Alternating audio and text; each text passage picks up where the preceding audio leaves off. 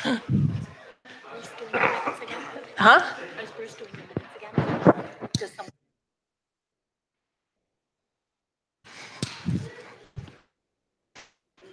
Okay.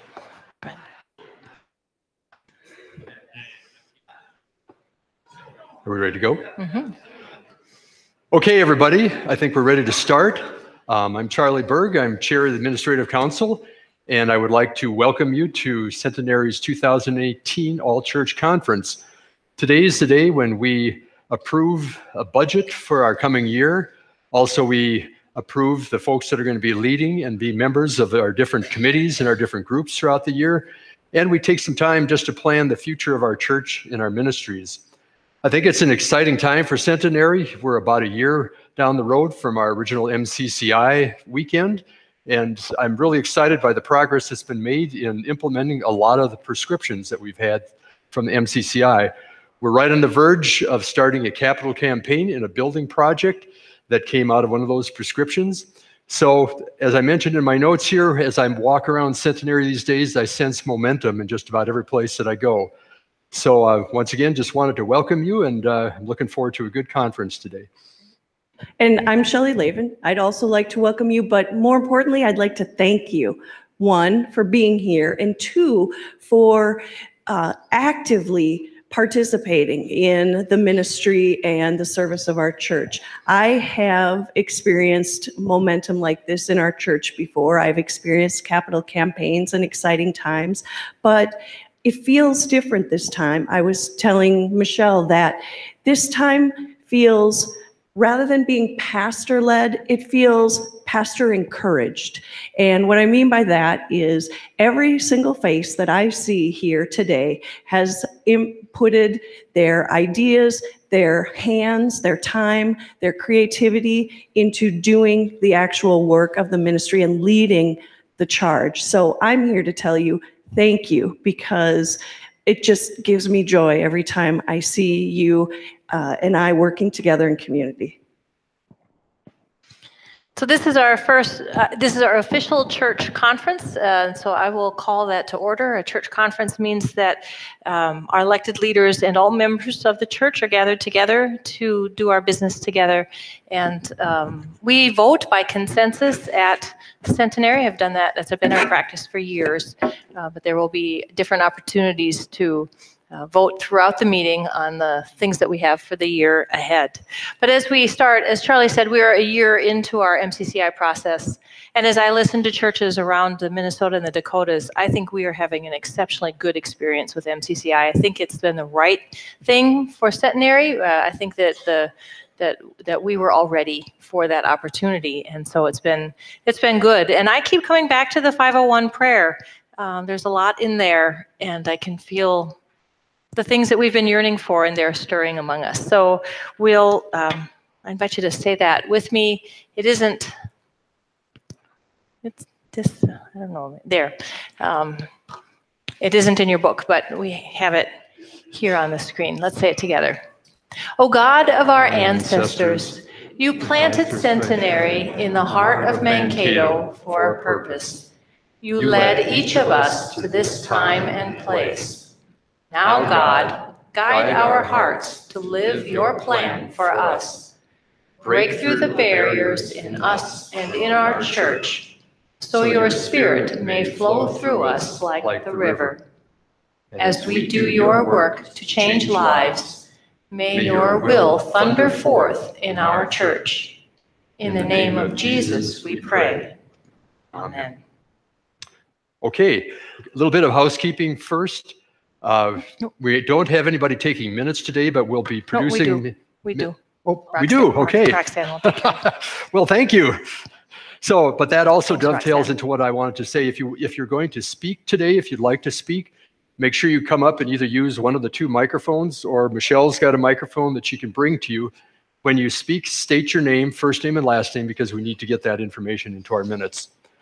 So, speaking of minutes, the first item on our agenda is a review of the minutes from last year, and that is on page 3 in your booklet. This is from January 29th of 2017, when we had our last all-church conference. So if you'd like to take a couple moments just to take a look at those minutes, see if there are any changes, any names that were not correct.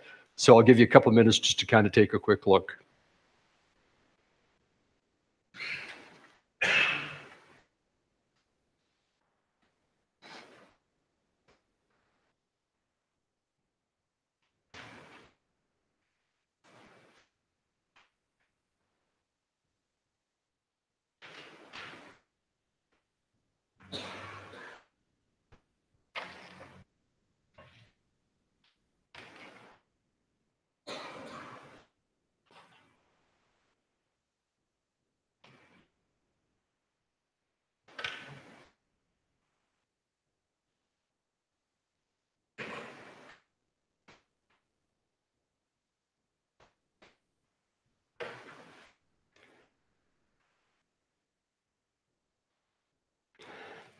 Are there any changes, comments, questions about the minutes from last year? Give you a couple more, a little more time to take another. Oh. Correct. Under the title, it says all conference. Is that supposed to say all church conference? You are correct. It should say all church conference. Thank you, Wayne. So that's noted as a correction.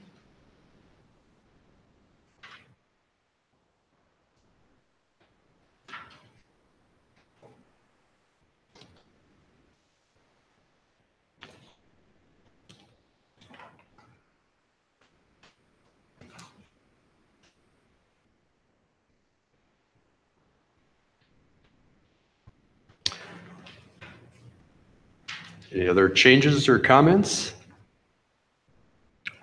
We need to have consensus around approval of these minutes. So I'll ask one more time, are there any questions or concerns prior to consensus?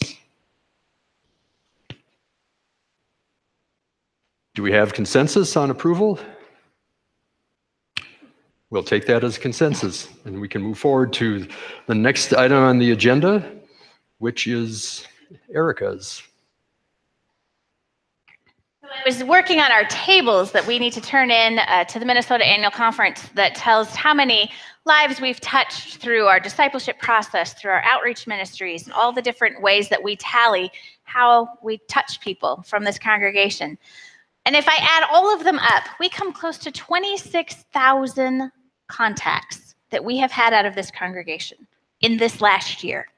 And as I was putting together our video reflection of what we have done this year, holy moly, we just need a nap because we have done so much this year. And it seems like such a long time ago that we were gathered in this room being brave and saying, okay, we're going to go forward with MCCI. We're just going to go. We have gone boldly into this year. 26,000 lives that have been touched because of the work of this congregation. That's phenomenal work of the Holy Spirit and of each and every one of you. So take a minute to reflect, and I trust that you will be tired by the time you get to the end of this because, wow, what a year.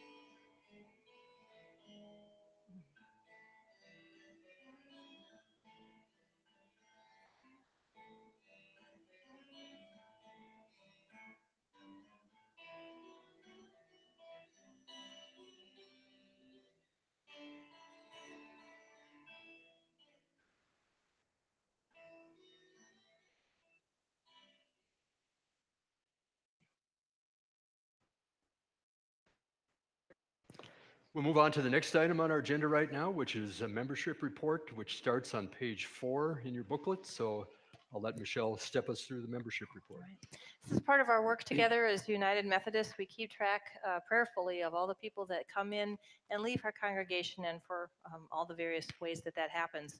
We had a confirmation class with 5 youth this year, and their names are here.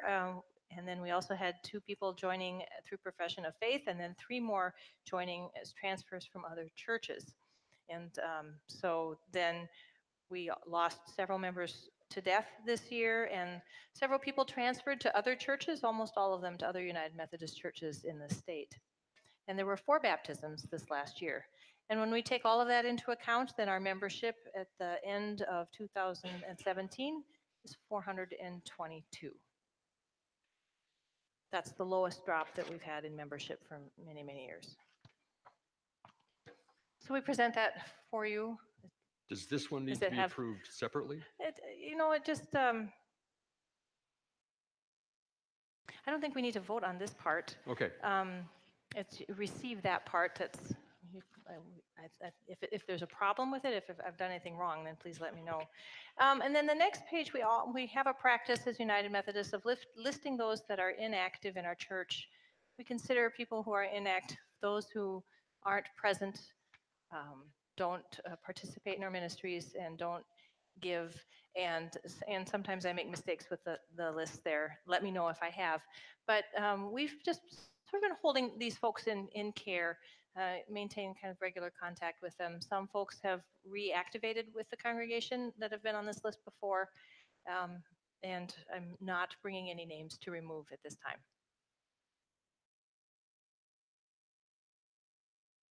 Does this one need approval? This one needs approval. Okay. We need to have consensus about approval of the report that Pastor Michelle just brought to us. Are there any questions or concerns? Hearing none, do we have consensus? We'll record that as being approved by consensus.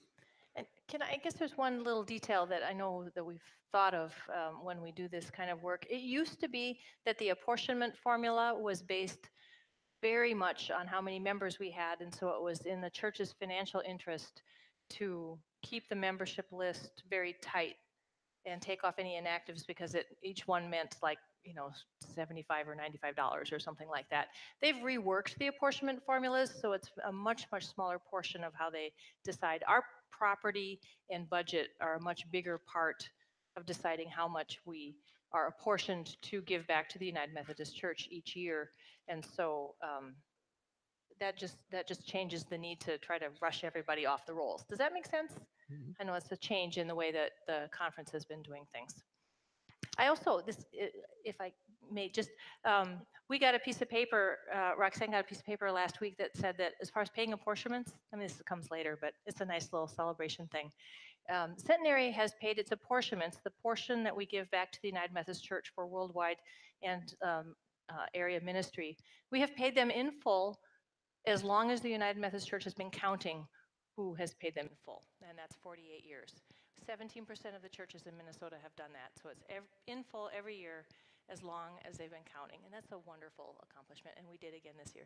So just part of our value of keeping our promises. Okay. Next, we'd like to move on to, was there a question? Oh, yes. No. Our next item is the the clergy salary report, and Drew Hood, our chair of the Staff Parish Relations Committee, will talk about that. It's been a fun, easy committee to serve on this year because I think we have a fantastic staff here. This is in pages 7 through 10 of your in Forms 5. We approved this back in November, but in terms of pastor salaries, really what it came down to is a 3% increase for pastor salaries. And then one other area that's changed is we've allocated, and we've kind of allocated does not take health insurance, so we've transferred that health insurance payment to actually a housing percentage. So that's the one change. But other than that, with the rest of the stuff, and even though this is just regarding the pastors, we've done staff reviews and incredibly proud of all the staff. And just about across the board, we were looking at right around 3% increases for staff. So, any questions? Okay. As Drew mentioned, this report was approved back in November, and just like to note that these salaries are reflected in the budget that we will be looking at further down the line in the program today. So next we'll move on to a report from the Memorials Committee, and Cindy Carpenter will give us that. Thank you. As you can see on page 11, the listing of memorials that were given in memory of those who have passed away. And you can read that through, and those were for 2017. Then the next little section below that is the gift totals to the Memorial Fund. As you can see, $4,565 was given in general through multiple memorials. Some people specify specific things that they want their money to go towards. We received $80 in memory of Marie Crawford, and that was to go to Holy Grounds. And then we received $65 in multiple memorials for our music fund. And as you can see then in 2017, we made purchases of our purchase of $1,950 was for our music fund. What that goes towards is supplies for the sanctuary choir, the the carol choir, and the bell choir, and then also goes for bell choir repair for the bells. And then we paid out $12,684 for our sanctuary sound system, which has enhanced our worship service, as well as the online system. If you have not listened to it since we did that, you will see a big difference. And then we did $175 for the new communion ware that we've been using all summer. That kind of came in an odd time, so we paid half in 2016 and half in 2017. And so our total balance right now, we are at $28,858 in our memorial fund. Any questions? Okay, thank you. Thank you, Cindy. Now we'll move on to a report from our Board of Trustees and also the Board of Trustees interest and earnings budget this year. And we'll call on Jim Gibson, Chair of the Board of Trustees. I was given instructions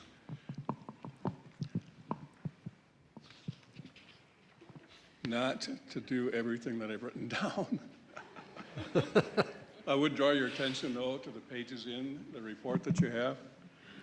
And starting in page 12, that's a narrative of our report. And I have some other comments about those. The course that Charlie started, Board of Trustees 101, with minor revisions, not much, is reported there so that you have some sense of what the trustees are about, where it gets its money, and how it spends the dollars. Other questions about Charlie's report?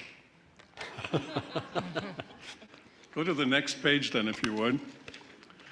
The next page shows how we determine how much of the interest and earnings from financial assets that the trust is responsible for, how we determine how much is available then for expenditures that are approved by the trust during the next year. So if you want to check it out next year, the very end of September, look at our financial report from Compass Capital, and that will be the number that will be used the following year. It's a 3-year rolling average. We take 5% of that 3-year rolling average as the basis for our financial expenditures or allocations for the next year. Now notice that this year we will have $99,935.96 available, but the value of the trust is the next number 2 as well. over the 29 years for which this has been recorded,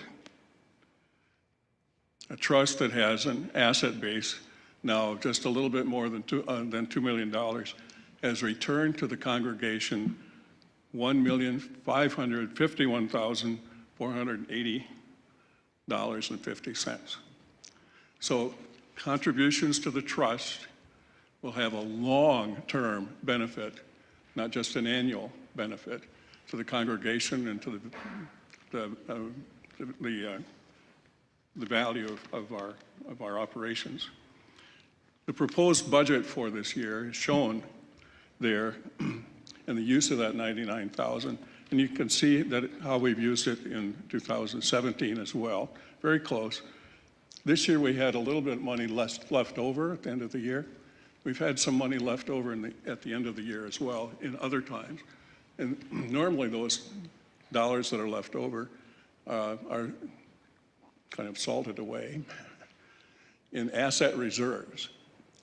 And so we put money in carpet reserve, HVAC reserve, and building fund reserve. So that means that the $16,000 that we had left over at the end of this year, plus the asset reserves that we had before, amounts to about $37,000 that were uncommitted at the end of 2017 that are now committed to the general fund for the operation of the church in 2018. So those are how those funds will be made. Probably the most exciting, and this is where my speech began, well, almost the beginning of that. This year we were able to make an important decision, I think, with regard to the capital fund. The trustees are very concerned about our physical facilities as well as our financial assets. As somebody pointed out, what's the use of having a large capital asset if you don't use some of it as you need it? In the charge conference earlier in the year, I talked about this being a tipping point in the history of our church. It's been 10 years since we've had a capital campaign. And yet, do we have needs that we can't do in our normal giving for capital improvements? Well, the kitchen has been one of those things that most everybody recognizes as a need. Are there other things? Probably, there are actually several $100,000 worth of other needs here. And you'll learn a little bit more about the capital campaign ideas as we move forward. So what will the trust do about it? Well, if we don't use that money for the church, then we miss this opportunity to encourage the campaign and our membership giving because we thought we'd be conservative and not give it away. What a bad thing that would be. So we're pleased that the trust was able, in fact, after the charge conference, approved the capital campaign to allocate $100,000 toward that program, toward that fund. So I'm really pleased about that. I did also want to, I don't know if you have questions about this so far. I would like to offer my appreciation to all of those who have served in some capacity related to the work of the trustees. During the year, we've had 6 members, in addition to myself, serving in my last term, third year of a 3-year term as chair. We've enjoyed the input from Avra Johnson, Patsy Meisel, Joe Farnham, Mike Mitchell, and Barbara Campbell. Roxanne Skeen has done a terrific job. Do all of you know Roxanne? Anybody? Stand up, Roxanne.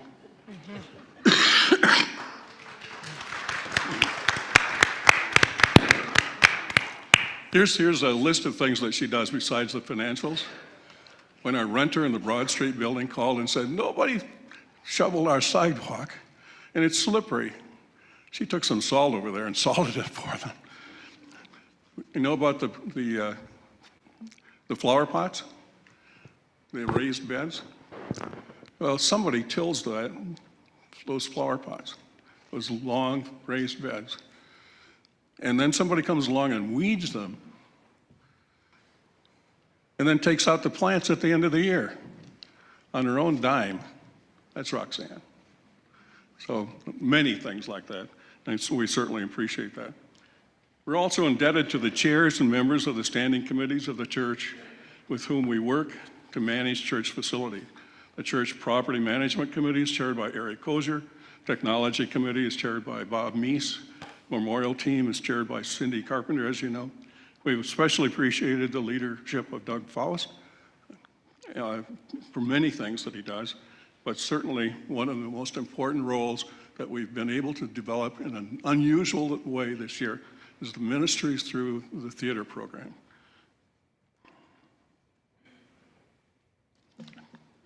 We're indebted to Charlie Berg. Charlie attends every trustee's meeting and more than one of these committees that I've just mentioned, as well as a whole plethora of other things. But he also knows the history and purposes. And he knows where things are. He's a neat dude. And you can tell if you're kind of headed down the wrong path. You see the smile? His nonverbal is giving away every time.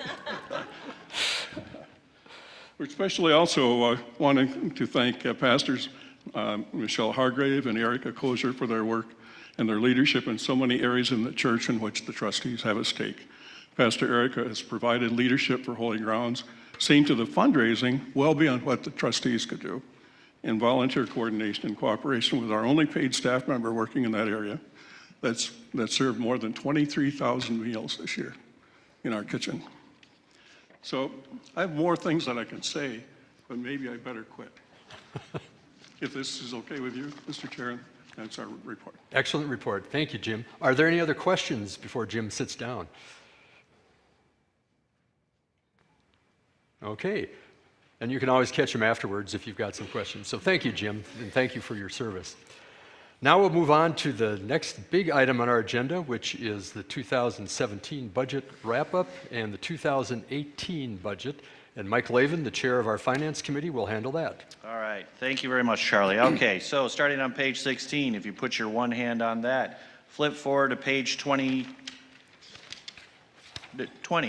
You've now spent $438,000. That was last year. Nice job. As you see there, there's a number that's in parentheses. In the world of accounting, that means it's negative. So we overspent our entire budget last year by $1,921. And quite frankly, that's amazing that we came that close to balancing our budget. When you think about all the ups and downs in our own lives, the church has those as well. So fantastic work to everybody, your contributions, your time, and your talent. Moving on to page 21 into 22, that's the balance sheet, which is fancy for everything you have should have a liability attached, and it should balance, and that's what that does on those two pages. So the review of 2017 is there on page 23, and you see the listing of income, expenses there. And again, the congregational giving certainly is the largest piece of our budget when it comes to the revenue that we generate, but you see listed there the various things that we had last year. A special appeal was put out to a group of individuals in this church to ask if they could contribute more. Prior year giving, folks pay ahead. Income from the trust, income from memorials, facility use and third floor rent, net miscellaneous income, and then anything we carried forward from 2016. And then we have those expenses. The reality is the survival of this church is based on our congregational giving. The more money that we as members of this congregation put forth the ministry of what we do here, both Sundays in this space as well as the building as a whole, really is what drives this church success. So I can't emphasize that any more than that. So as we look at 2018 on the same page, it's laid out differently, but I think it's more in the context of as we put together our budgets, both in each committee as well as then the finance committee looked at it and then approved it with approval from the administrative council. Our total expenses that we're planning to have is $462,430, and as you see the revenue as it breaks out across the various sources there. As Jim mentioned, there's revenue from the trust as a gift because of things like HVAC replacement fund in the anticipation of the capital campaign, we'll be replacing those, so the reserves would not be needed. So we're going to use those dollars short-term, take care of this. HVAC units last a lot longer than a year, so we'll be okay for a while, and we'll have a better plan in place to be able to replace that in the future. Long story short, if everything goes as we anticipate, we'll come at about just a little over $2,000 left over at the end of the year. I can say that, and Jim certainly sang Roxanne's praises, she's very aware of where the dollars are every day, and I mean that very sincerely. We know when our electric bill is starting to change from what it historically should be. We know when the revenue we're expecting is showing up a little early or a little late. And that's something that we haven't had as a church for a while, and now we have. And so there's the level of comfort that I have as a chair of the Finance Committee of what's going on every day here is greatly appreciated. The less I talk to Roxanne, the better I know things are. And so on and so forth. So that is, and then as we go to page 24 and 25, that breaks down the detail of, and then 26, excuse me, of where all those expenses come into play in the various departments there. And, you know, it's not unusual that a church, the largest expense is the staff. And it's not just the pastoral staff, but the administrative staff and the music staff and all those. And you see that listed there in the report. I think back to a few years ago as we were looking at reducing our staffing number, there was a broad range of your staffing, percentage of your budget staffing-wise should be 40 to 60%. 40 means you're understaffed, 60 means you're really, really healthy. That doesn't apply to Centenary of today. It applied then because we were struggling, and 60% was way too much. Well, when you look at this, the math works out to be almost 60% again. And you're like, wait, we just went through this a few years ago. But the reality is we're growing and we're moving in a forward direction, and we need the staff to make that continue to happen. So to be at the high end right now is a good place to be, because that means that we're running on all our cylinders. All our people are doing exactly what we want them to do. I look at the music we had today, and certainly we have on almost any Sunday, that's fabulous music, and that the people are part of that, and paying them certainly is a great value we all receive from that. So I look at that, and I don't get too hung up about 60%. I get worried if we're at 40%, because that means we're probably running some people more ragged than you ever imagined. But as a little later, we're talking about a grant that we received from the Minnesota Conference to add more staff. And so we have an opportunity to continue to build that momentum there. So questions, comments, concerns, and as we are in a non-voting situation, because we accept things by consensus, I stand to the side and wait for your comments.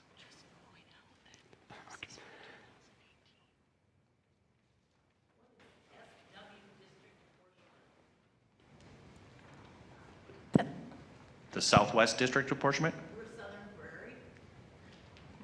It's just a holdover title from before. We can fix that. Mm-hmm. Accountants don't like to change things unless they absolutely have to. And I mean that sincerely. Are there other questions for Mike? I don't understand why. On page 16, it says we have 436,102, but on this page 93, it says our income is 440,000. Where's the other $6,300? Can you, Marge, you just want to come up? I don't think anybody heard you. Can you just, yeah. Sorry. Well, this isn't anything that anybody else is probably interested in, but I always like numbers. On page 16, it says our total income is $436,102.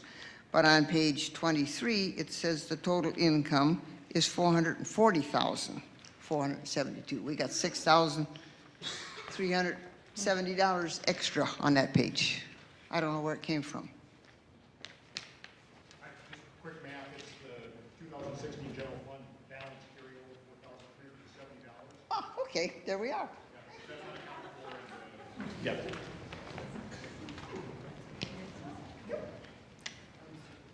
We do need to have consensus for approval of our 2018 budget. So I will ask if there are any questions or concerns about the 2018 budget as presented.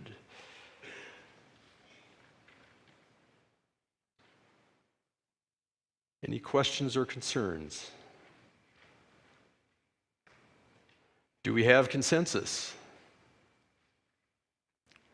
Yes, we do have consensus, and the 2018 budget is approved. Thank you, Mike. Now we'll move on. There's one item that's not specifically shown on the agenda, but it has to do with MCCI, and I'll let Pastor Michelle speak to that. Okay. I put that agenda together and just missed a few pieces here. In the book, you'll see the next page is the MCCI report. It was pretty, we have had this feeling, Erica and I, that things are just, what do we drinking from the fire hose is what it's been like to be in ministry at Centenary this last year.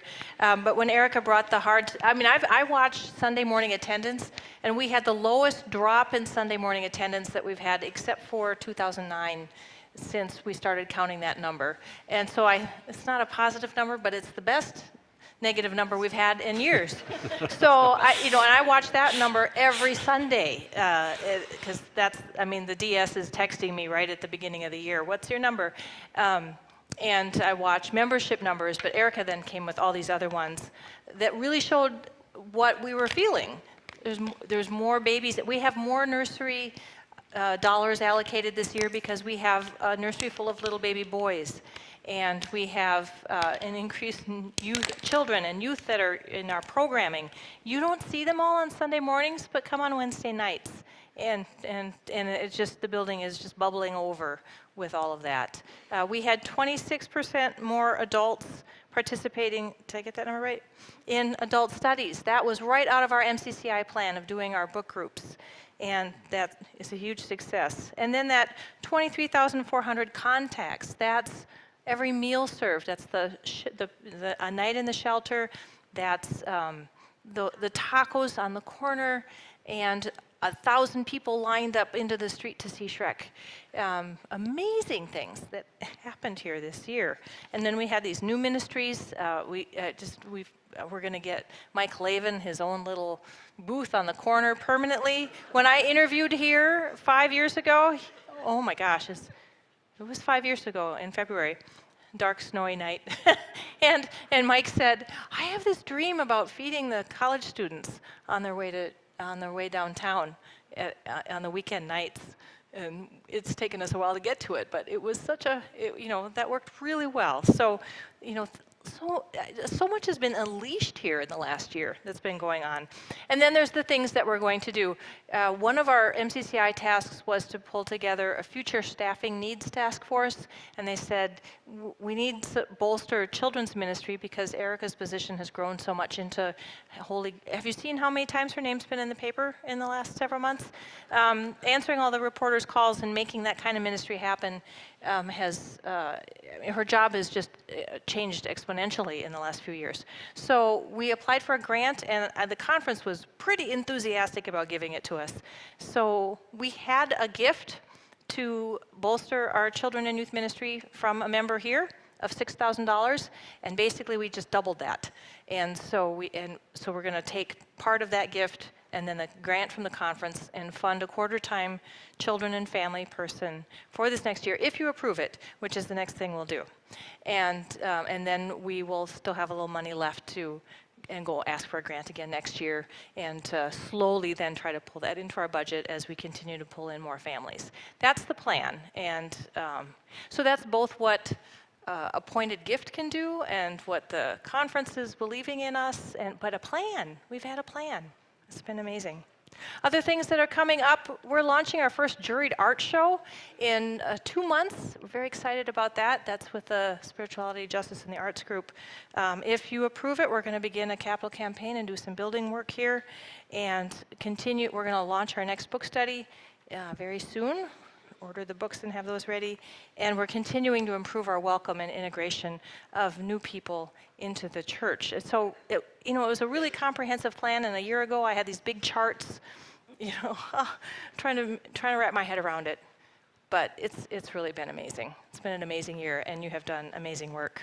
So if you could turn to page 28 and 29, this is our official letter from the Minnesota Annual Conference. I have a page that Charlie and I need to sign to send back to them saying that we will accept $6,000 from the conference for this position this year. And if you approve it, then SPR is going to be ready to put out a job description and start the hiring process so that we can bolster the ministry to our children and families.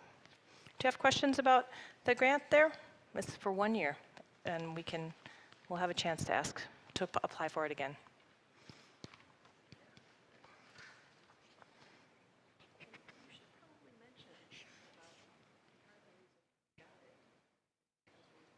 We were at MCCI Church? Oh, yes. Yeah, well, we did, part of the reasons that we got the grant, I mean, I think we checked all the boxes. We were an MCCI church, and so they had a kind of a short form application for us. We pay our apportionments in full every year, and that's a requirement to participate in the grant. And we had benchmarks, like this many this and this many that, as part of this process. So we need consensus for approval? We do. We need consensus for approval of this grant. Are there any questions or concerns regarding consensus? Do we have consensus? Hearing no objections, we have consensus. Okay, you're not really very vigorous with your consensus. We're going to have to, we might have to. Give us a sign. Yeah, this is free money. And then we can turn to the next couple of pages. This is shared ministries. Now, when we got this MCCI report last year, we had to fill in a lot of teams. I had a 2-page list of all the people that signed up to participate in our ministries for MCCI. Some of those were short-term. So like our kitchen committee, they met and gave their plans to the building committee. Strategic facilities met and gave their plans.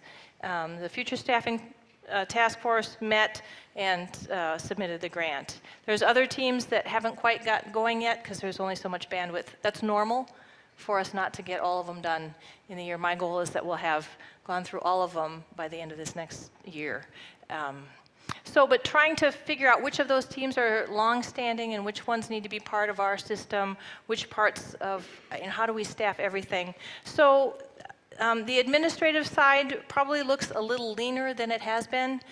John Laster was here a couple weeks ago with Horizons. They're doing our feasibility study, and he said, you have a lot of people who are doing more than one thing, and that's something that we need to be mindful of. So I've kind of been paring back the administrative side a little bit. It's normal for churches these days to run much leaner administrative teams so that more people can have their hands in ministry. So we have leadership. The way that we're kind of working it right now is I meet monthly with Charlie and Shelley, and kind of representing the administration and the ministry sides of the church, and we're kind of working as a team to lead the church in all the different areas. So we've got the administration pieces on the first page, a couple of asks yet to make that we'll be working on. And then we have ministry teams. We're going to shift the way Justice Ministries is working. We just, really what I need to say is, next year I'd like to bring to you a much more thoughtful plan for how we invite people into leadership, how we support people in leadership, and what our structure needs to look like. It's still a little bit too fluid right now to have it. This is not a permanent plan, but this is what we're going to work with for this coming year. So I have a note there saying we're making asks for 1 year, and let's figure out what we need. There's so many ministries that come under justice, but there are more task forces. So there's some space on that second page. You'll see that. Do you have questions about those 2 pages? And then we'll go to the next page. Mark.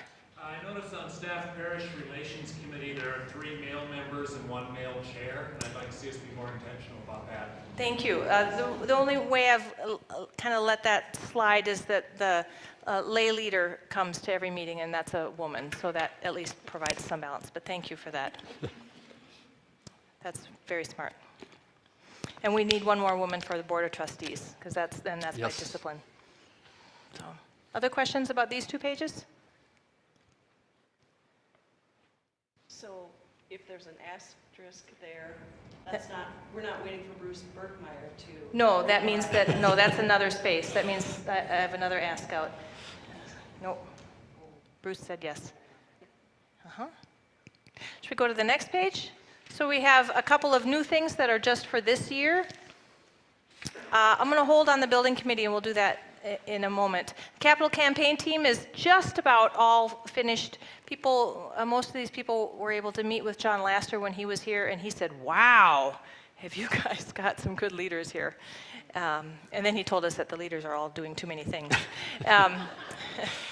As we're looking to launch a capital campaign, there's many tasks that we felt fit with groups that we already have in our church, and so we're asking the communications team to carry the communications.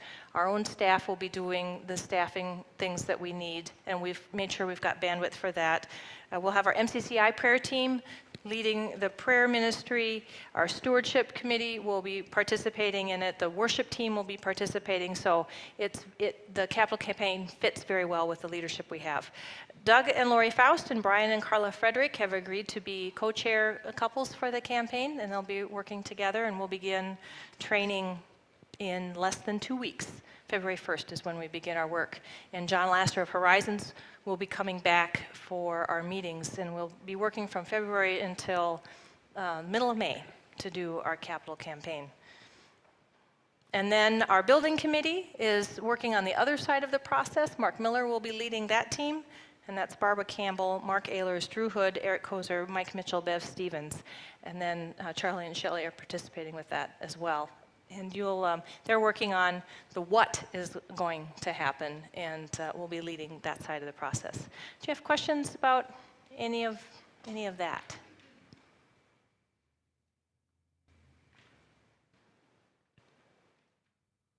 So can we, will you approve that report? Would you provide consensus for that? All right, now let's do better than that. That's a little bit better. Yeah, yes. Thank you. I'd like everybody whose name is on those 3 pages to come and stand right up here. It's going to be a lot of you. How about if we just stand right here? On the building committee, on the capital campaign. I'm doing this, Michelle, so that we can identify who's left to participate. Yeah, right. Thank you. You squish in a little bit? Too bad we don't have Charlie out there to take a picture. Sure. Yeah, Nate can. Nate's got it. Yeah, come on in. Yeah, Anywhere on those pages. Those 3 pages. in the middle. So This is your. This is what you just said yes to. You good with that? Now let's look at it a little differently. Okay, let's do some scooching here. Yeah, come together a little bit better. Well, we're gonna bless you. We want it to come in. Come on.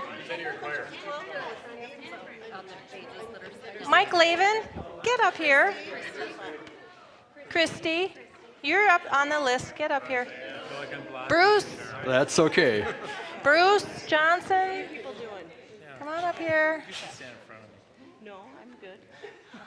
Goodness sakes, the leaders listen really well too. Thank you for your amazing ministry. You know what, we have really accomplished a lot in the last few years, and we are looking to do a lot more. But it's because we have such wonderful leaders and dedicated people who are carrying this all with such joy and excitement. So let's see, Eric and I, we're gonna bless y'all. Yeah. Why don't we do it this way? All right. All right, and all of you too. All right, that's for your job. So let's hold our hands up and bless them.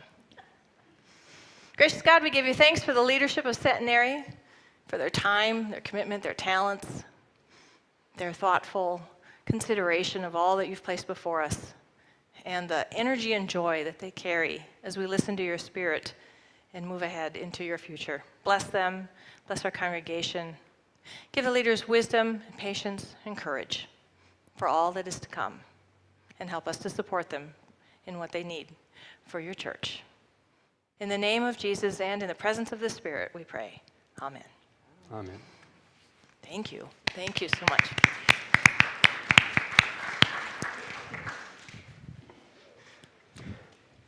Okay, and once again, thank you, everybody. It's great to see that amount of participation. Okay, now we've moved on. We're getting close to the end here. We've finished up with the shared ministries report. So now we come to the preliminary building project plan.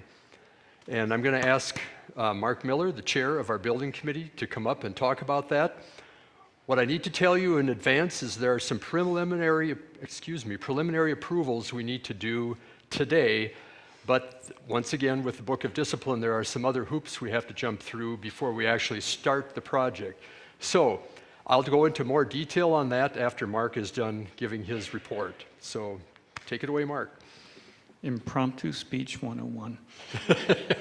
No pressure. If you'll turn to your booklet on page 33, you'll see the projects that have been proposed. And they're in ranking order. And the way that this was decided was that the committee used a statistical analysis where we each individually rated the projects. Shelley and I were scolded because we were trying to cheat off of each other. So this just isn't one person, it was the committee as a whole working independently to decide what we thought was the priority of projects to be done. The estimated cost is going to a contractor or a supplier and just coming in and saying, give us your best guesstimate at this point in time. So these are not hardened bids. Right? The process where we're at now will be to be going out after we have the approval to meet with the architect again, to get the detailed drawings, and then we can begin to let the bids for the project. So you can see on the page that John Laster gave us a projected range. We paid for a feasibility study for him to sit down with people, and he heard from about 10% of the congregation, took statistical information from the congregation, our giving patterns for the last several years, and this hits just right exactly where many of us felt it probably would be, judging from a normal capital campaign. A normal capital campaign, a reasonable capital campaign can be 1.5 times annual giving of a congregation. Our annual giving is about $355, so this is just right about where it is. So the 500 to 550 was the range that we were given. John says that that's conservative. That includes the $100,000 gift from the trust. We already have some money in the bank. People have been sending checks. We've gotten some astonishing gifts already. There's a lot of excitement about this. So having this range here on and then the thing above, you can take where 500 to 550 is like you can almost take a little slide rule and see which projects, depending on how much we raise, which projects we'll be able to fund. So if we raise more, we will be able to get further down that list. And they're really in, I mean, the order was very, very thoughtful, I think. So, Mark? One of the contractors that I met with had just done a church project, and he said they came in under budget because of the in-kind of the congregation members, hauling out trash that they don't have to pay the salary of those people. So that's encouraging. I think that we already have some in-kind giving, if you will, that may help to reduce this number. So. I think people are looking forward to smashing out some bricks, maybe. Obviously, there's a lot to absorb here. I'm assuming people must have questions about some of the individual projects. Should we see the video to answer some of those? Let's do that first. Great idea. Okay. So I put together a video, and you know that I'm not, we tried to improve the audio quality and struggled with our equipment, so forgive me for the audio quality, but everybody, pretty much everybody on the building committee did one of the videos and it described one of the projects, and I think it will help bring the whole project to life. Not everything is included, but most of the major parts of the project will be included. It's about a 7 or 8 minute video, and it'll help elicit some questions afterwards.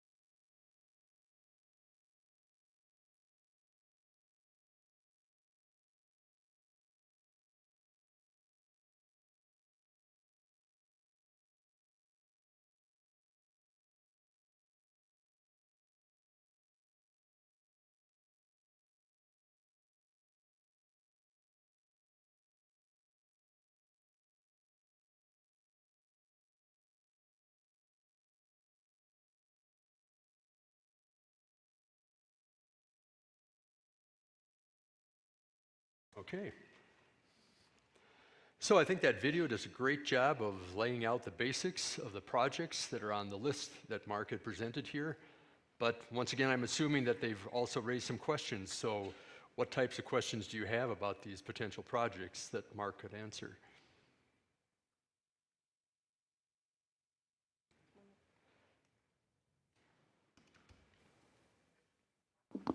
Just a curiosity question. Have we estimated what we will save with the newer HVAC system?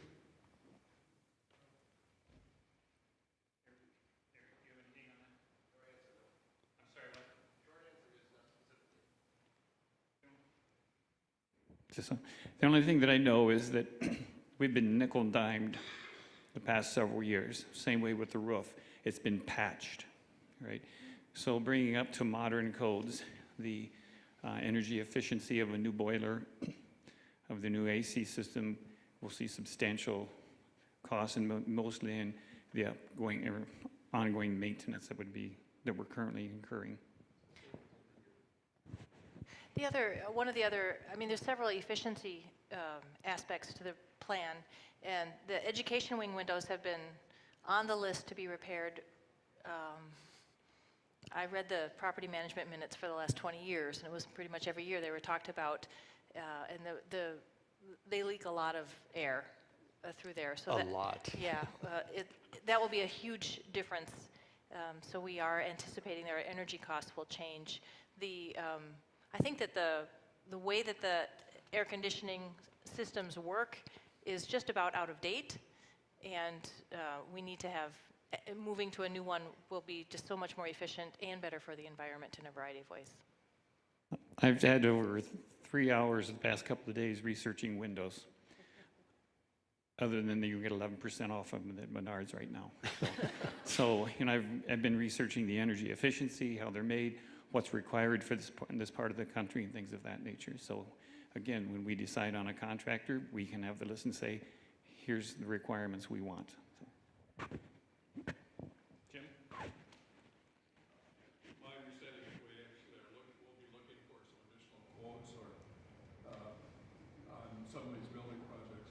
Can efficiency measures be requested in those quotes? My understanding is that once we let bids, you have to have a minimum of 2 quotes, correct? And yes, that will be one of the things we're looking at is energy efficiency for all of them. The other thing too, that, at least for me, is how much can we return? So as we take out these windows that are aluminum, rather than taking them to the landfill, can we recycle that aluminum? That's where some of the in-kind projects can come into play and things of that nature. There was another question right here. So I'm not supposed to say anything, so you can plug your ears if you want to. So my only question is, when you look at the air conditioning system, are you also looking at perhaps heat pumps with that, or is that something you've considered at all? Just a thought. I'm going to defer to Eric, if I could, please. I'll say things about the air conditioning in general. Heat pumps we have not, but specifically one of the challenges with our air conditioning in the last 4 to 6 years of repair has been that it is a system based on a no longer used coolant. So the liquid that runs throughout the system that provides the cooling used to be Freon, which is familiar in many of our homes. And we've had significant leaks over the past couple of years. One of our 3 units we have converted to a non-Freon system, but the units are still operating with it if they leak and if we need to refill them. That in and of itself is getting to be both environmentally a challenge and financially a challenge because of the scarcity of the product not made anymore. So one of the efficiency gains is simply, of course, in not repairing, but also in moving to a more efficient and more environmentally friendly cooling material that's still available. My initial thought on the heat pumps is it would be a large capital outlay. While you recoup that over time, that may interfere greatly with our budget. Other questions?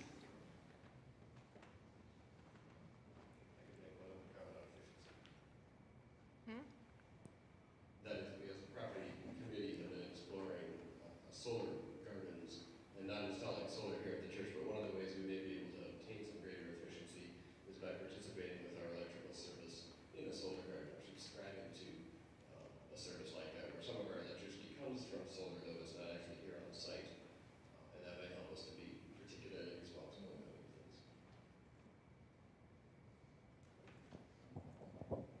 Other thoughts, other questions? Let me just describe where we're at right now, and there'll still be time for other questions, but I just want to let you know what we need to do today. According to the Book of Discipline, what this all-church conference needs to do is 4 things. We need to approve the preliminary architect plans or architectural plans. We need to approve the preliminary cost estimate. We need to approve the preliminary financial plan, and we need to approve the building committee's recommendation. So those are 4 things that have to happen today. Now, what happens after that? By Book of Discipline, the next thing, once we give that approval, that means that the building committee, they can go out and get detailed plans and specs and costs. They bring those back to a charge conference. Now, a charge conference is different than our all-church conference today. Charge conference is made up, correct me if I'm wrong, Michelle, of the administrative council plus any clergy who are affiliated with Centenary. So that's the charge conference. It also needs to go to the District Board of Church Location and Building. That's a long name. But once those 2 groups approve what the building committee has brought back, at that point in time, the building committee is free to begin the building project. And is that your understanding? After we raise the money. After we raise the money, correct. It's funny, United Methodist churches will not let you build until you have a plan for the money. So that, I expect, will all happen around it. We're going to plan for that to happen around the end of May. Correct. Because our commitment Sunday for the capital campaign will be the first Sunday of May. So then we should have a sense of where we are with our target, and then we can shape the project, and that's our hope. So before we start looking at consensus, I'll ask one more time if there are other questions about the building project, about individual components, anything else anybody would like to ask Mark.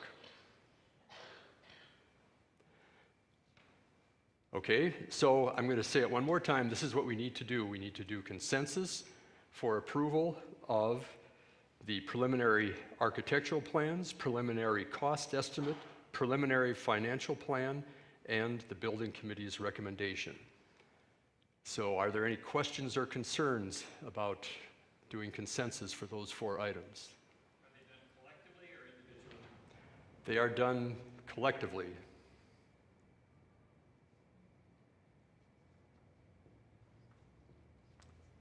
Any other questions or concerns?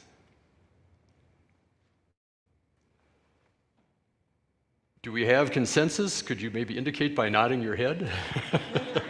Or maybe clapping, how about that?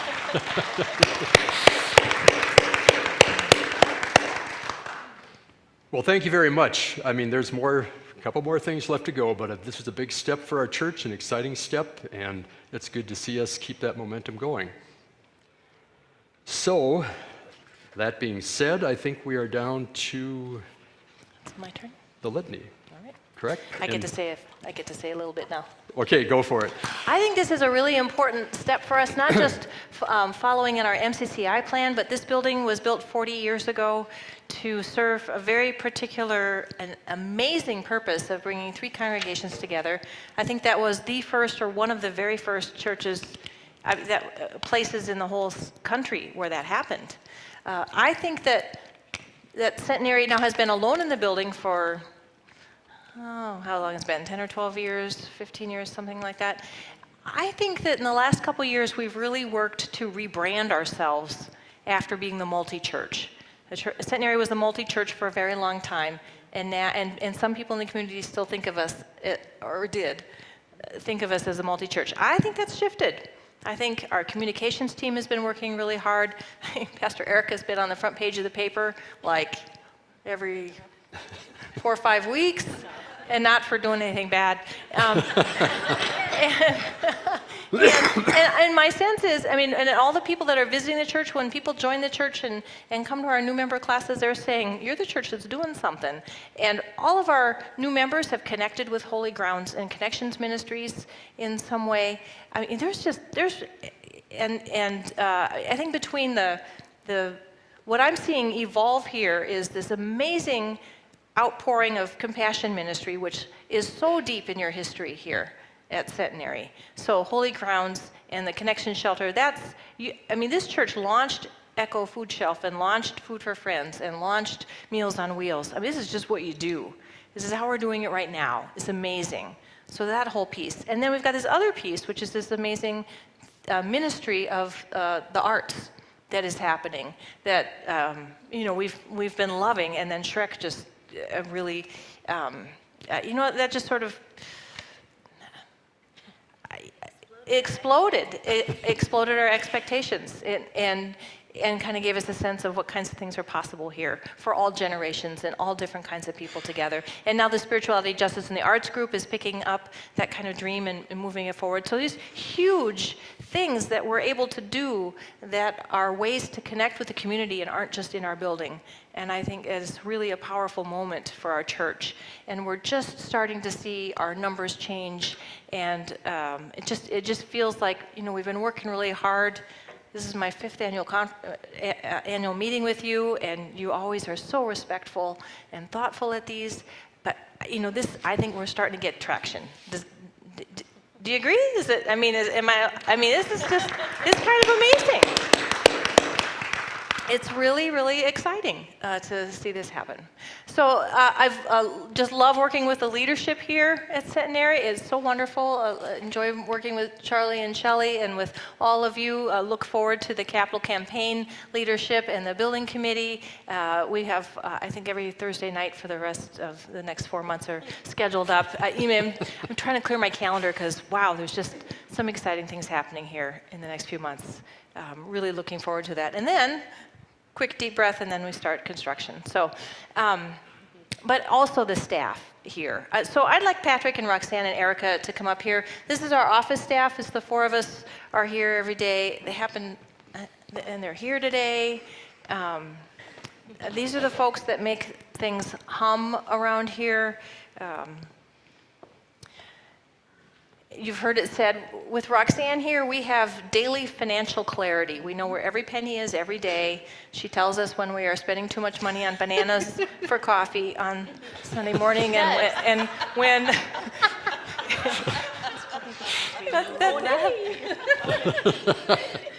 Well, that's helpful. And and tracks down every bill that I mean, it's just it is that. Why is this bill higher? What's going on here? Every day we know where every penny is. And that is helpful for us. Patrick has a beautiful vision for this church as a member here for years, and is always thinking about how the visual unity of things that we're doing, the details of what we're doing, and while he's mired in everyday details and trying to get that bulletin done every Sunday, despite whatever obstacles I put in his way, he's always thinking about the big picture of Centenary and what we could yet do. And having that on staff is such a gift. And Erica has just exploded this position as a deacon. She has, I don't think anybody knew what this was going to be. As you moved into, I mean, a couple years ago, I know I just pointed to her and I said, I think Holy Grounds is yours. And your heart has just energized that whole ministry, you know, with you and Jamie leading that work, but then you moving into the community and saying, we cannot let people sleep on the streets or outside our doors, and what are we going to do? It's been very powerful. So to see you be ordained this year and to live fully into your vision, I think Erica is, if you want to know what does the United Methodist deacon do, it's this child right here. Erica lives out the role of what it means to be a deacon. And she understands that her job is to put ministry in your hands. And so that is what she is doing constantly. And that, you know, when John Laster was here a couple weeks ago, one of the things he said I really noticed was that we have the best vision statement of any church he's worked with. It's amazing. I mean, we did that work a couple years ago. Beautiful. I mean, how we're still living into it. Ministry in the hands of the people. So I just want to say thank you to the staff and give you a chance to say, this is one of the reasons that things are happening so well. We have fun. Thank you for your work. Yeah. And then there's other staff too. Mark, as we've already said, is our master in the kitchen, and he loves to cook. It's fun to go and wander in on Wednesdays. I'm so happy to be in the kitchen. Ryan, who holds all the various pieces together when they break here, which is wonderful. You just call him up, Ryan, this isn't working. And he makes that work. Christy and our music staff, who just pour their heart out into the music here. The Friends and Family Band, which provides so much gracious energy for our second service every week. I mean, it's good here. It's good. So now we're going to end with a new litany. I've got it on the back page here. We've got it up front too. And I gave you all. Did I give you all directions on who was going to do what? I don't remember what it was. You did. You just do yours. Okay.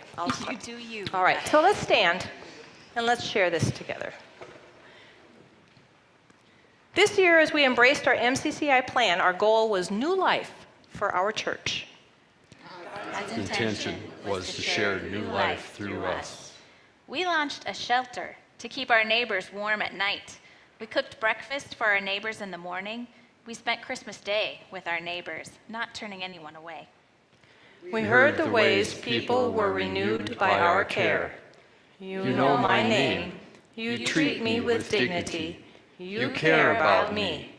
And Jesus walked among us. We created community out of diversity and told a story of belonging, filling the building with joy and song. A theater ministry for children and youth emerged, and dreams of more art began. We heard the ways people felt welcomed and at home. I've never experienced community like that before. And Jesus walked among us. We gave free tacos to drunk college students. We served coffee to marathon parkers, and we roasted hot dogs for the neighborhood. People wondered at our motives, and Jesus walked among us. So we name our intentions. To offer an extravagant welcome to all who cross our threshold. To be the presence of Jesus on the corner, at breakfast, in the sanctuary. To explore the intersection of justice and spirituality through the arts. To feed the hungry and develop community. To advocate for those who experience homelessness. To preach the presence of Jesus and the path to new life for us and for our neighbors. To put ministry in the hands of the people, so God can share new life with us and through us. Amen. And that concludes our church conference for 2018. Thank you so much for coming. Go fight. Pick up your envelope. Pick up your